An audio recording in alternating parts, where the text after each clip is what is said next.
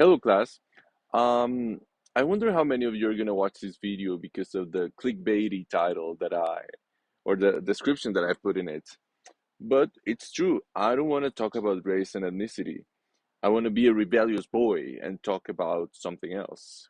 Um, because when I was reading the material and thinking about my answer for the prompt, I realized that it was a little close to home in a different aspect. Um, so I'm going to talk about the relationship between psychedelics and sexual orientation because I believe there's very similar ground to cover, being, the relationship between psychedelics and minorities. So also, this is a subject that we're not touching in class at all. So I guess I'll just bring it here. Sexual orientation has not been extensively studied in the context of psychedelic research. Historically, it's either been forgotten, it's been put under the rug, ignored, or even fought against. So, some of you may already know, but LSD and mescaline in the 60s were used as conversion therapy or as part of conversion therapy by none other than Timothy Leary, who believed that LSD was a cure for homosexuality.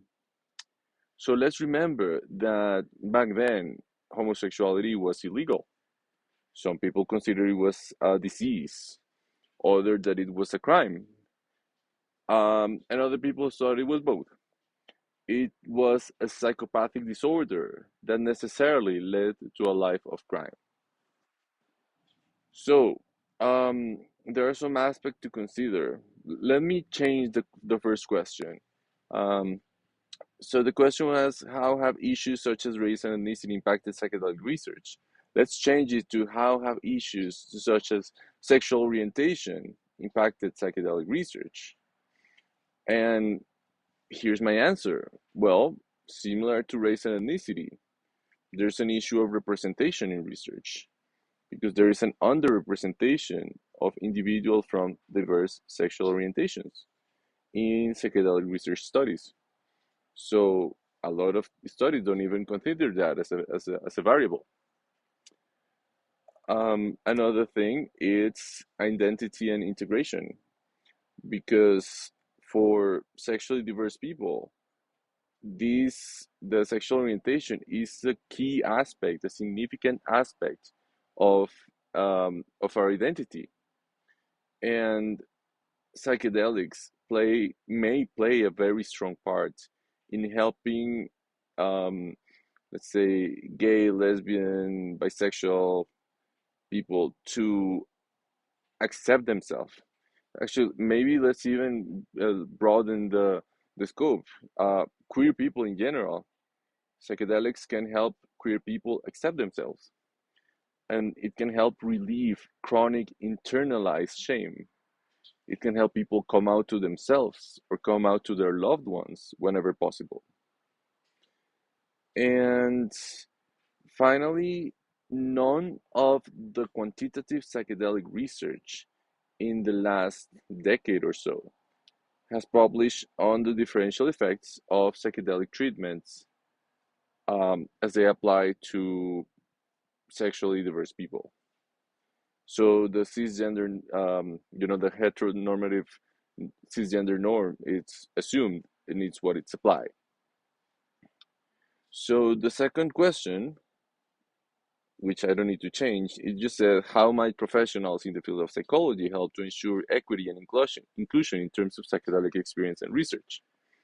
So my answer here would be first just pay attention, like make acknowledge that sexually diverse people exist, or I already expanded it. Let's say queer people exist.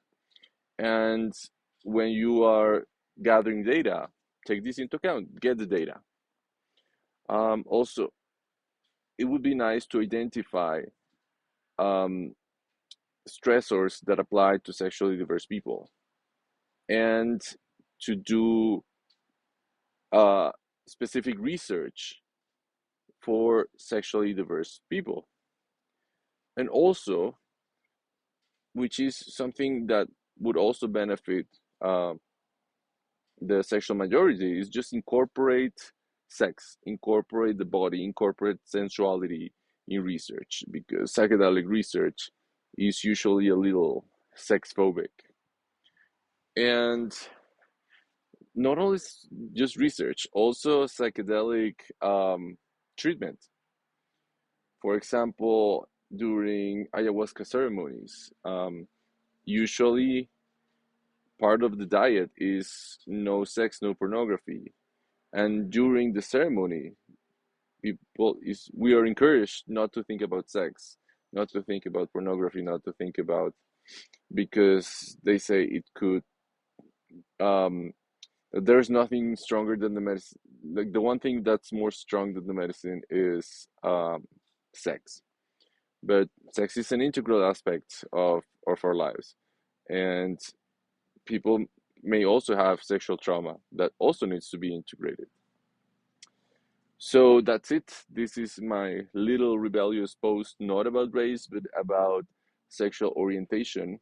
I hope you like it, and um, I want to know what you're gonna put in the comments. Bye.